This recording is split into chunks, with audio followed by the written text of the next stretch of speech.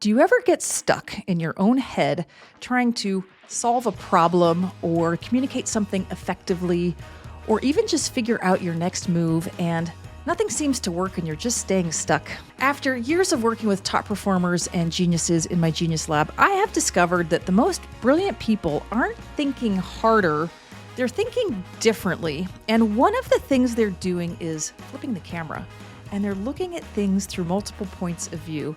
And that is what allows them to get genius level results. Today, I'm going to show you how you can do it too and take whatever it is that you are good at to the next level. Welcome to the Everyday Genius Show. I am Taryn Voget, and if you're new here, hit the subscribe button.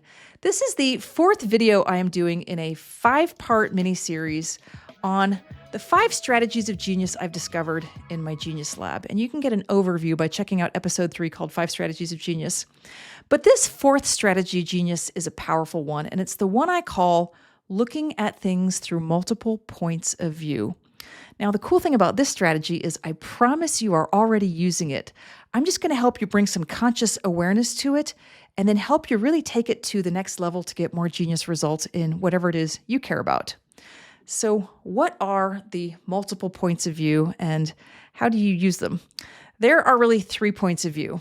The first person point of view is an easy one. It's your own. It's what are you seeing? What are you sensing? What are you noticing? How do you perceive the world? Really, the first person point of view is yours. The second person point of view is when you can step into somebody else's shoes and see the world through their eyes. And when you can step in and see the world through their eyes, you can see things differently, notice what they notice, how they're going to react, what they're going to perceive, what they're going to think.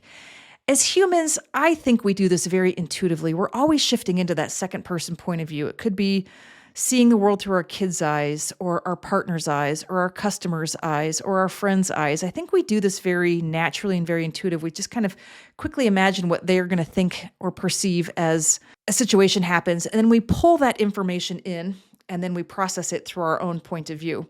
The really cool thing about the second person point of view, especially as it relates to genius and genius level results, is that people that are really good at what they do this in a very sophisticated way and in sometimes a very unique way, including looking at things through something else's point of view. It could be an animal or it could be an invention. And I'll talk about both of those a little bit later. The third person point of view is when we can zoom out and look at it as a neutral observer. It's almost like watching a movie of a scene where you can see yourself and you can see others in the scene and you're just kind of watching it.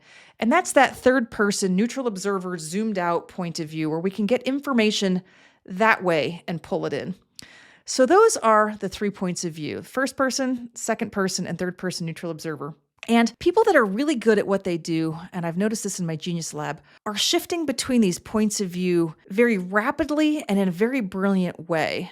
Now, as you stop and think about it for yourself, I promise you are already doing this. But let me just give you some real-world examples of geniuses that do this well, just to illustrate the point. One of my favorite geniuses is actress Viola Davis, and I think she's just a really brilliant actress. And I think she shifts between these 3 points of view incredibly well, and it's what's allowed her to win an Emmy, a Grammy, an Oscar, and a Tony. She's been also nominated for multiple Academy Awards. And she is really vocal about how she does this. She always talks about sourcing from her own past and her own perspective when she works on creating a character. And that's really where she's seeing it through her eyes. And then she says, I imagine I become that character that I'm trying to perform. And I imagine what's their pain, what's their joy, how are they perceiving the world? And she really imagines she is them. And she's really good at stepping into their point of view, stepping into their shoes, and acting the world through their lens. But here's where I think she is really brilliant, and she talks about this, is that she shifts and she imagines the audience. How is the audience going to perceive this? Is the audience going to understand this character and their depth and who they are and the way the story is being told? And so she's shifting between all of these points of view. And she said something once that really exemplifies this point. She said, you're always thinking about how the world sees this character, how they see themselves, and how you see them. That triangle is everything. And it's just such a great quote for how she's shifting between the first person, second person, and third person points of view as she creates these characters, and then as she creates these performances that just deeply resonate with the audience. And that is what allows her to be such an award-winning actress, is her ability to do this so well. Another really cool genius, another one that I just love, is Roger Federer, the amazing world champion tennis player. I think he's won 20 Grand Slams.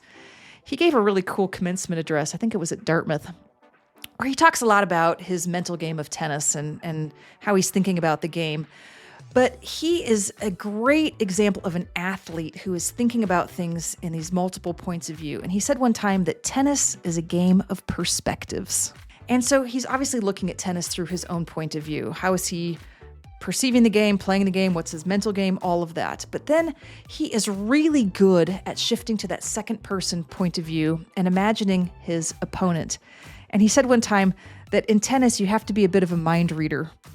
And that's what he's doing. He's reading his mind. I think his quote was, in addition to that, I try to figure out what they're thinking, what their patterns are. Sometimes it's about feeling their rhythm, knowing when they're likely to go for a big shot or play it safe.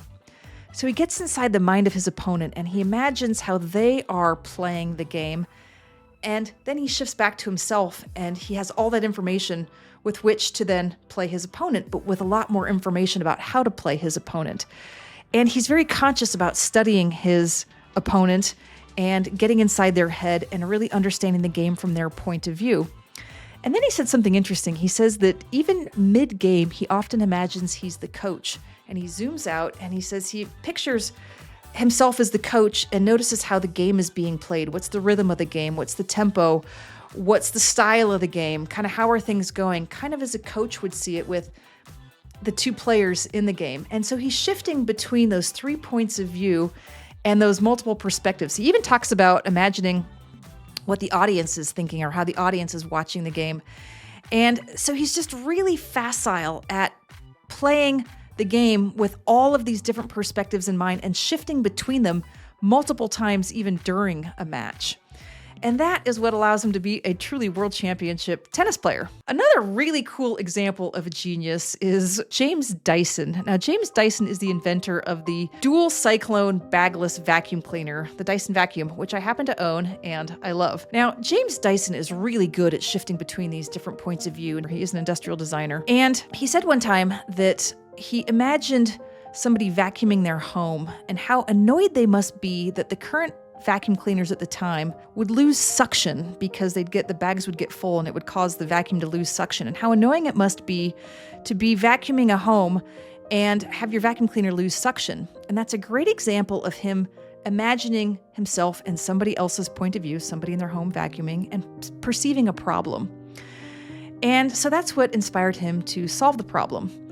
One day he was at a sawmill and he saw this cyclone technology at a sawmill and he thought, ooh, wouldn't that be cool if I could apply that to a vacuum cleaner? And that's when he started really developing the dual cyclone bagless vacuum cleaner.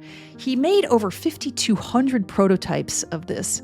And in the process of designing it, he said something interesting. He said, I had to get into the guts of it. Imagine how the air spins, how the dirt gets trapped.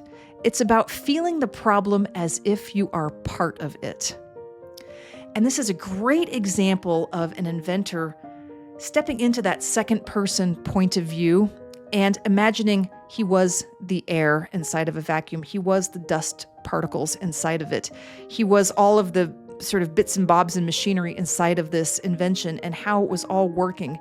And stepping into that as if he was it to get all the information that allowed him then to improve upon the design. And he also talks about really that third person point of view. And he talks about this as it relates to the consumer. He says you need to build something that consumers will trust and that they will understand and they will like.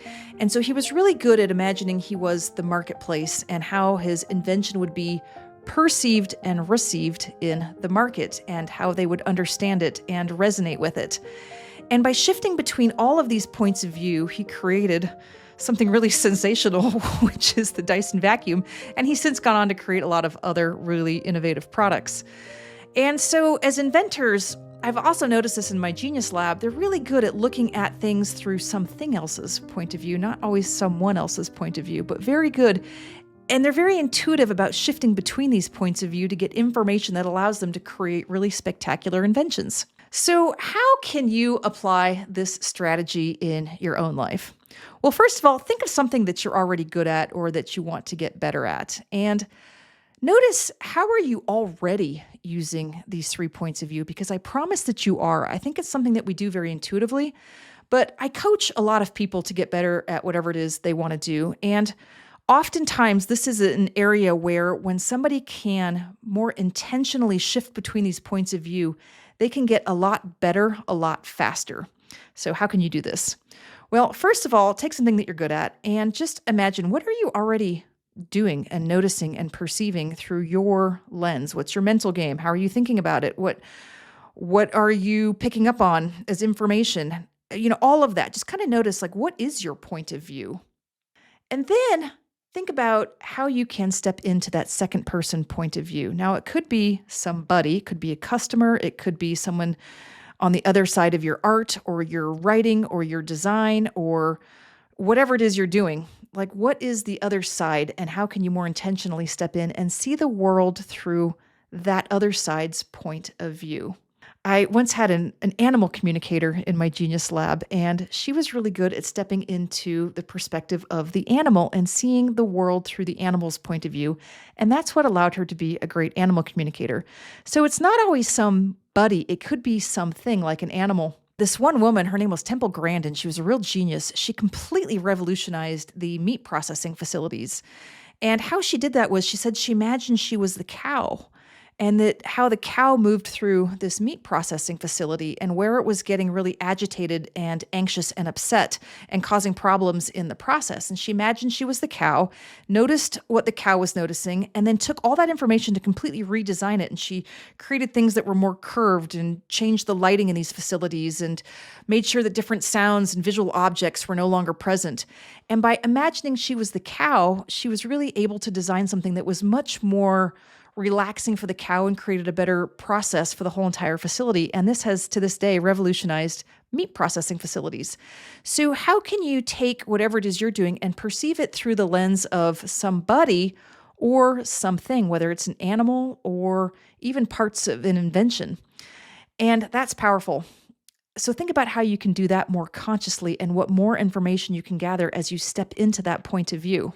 Then really imagine the third person perspective. If you zoom out and you really imagine something on a movie screen, how can you take whatever it is that you're good at and really see it from that neutral third person point of view? Notice it as a movie on the screen, or notice it as the marketplace, or notice it as a coach would see it, or as an instructor, somebody that really has that neutral third person perceiver point of view, and step in as that, and then notice whatever it is you're doing through that lens and what information you can gather when you look at it that way.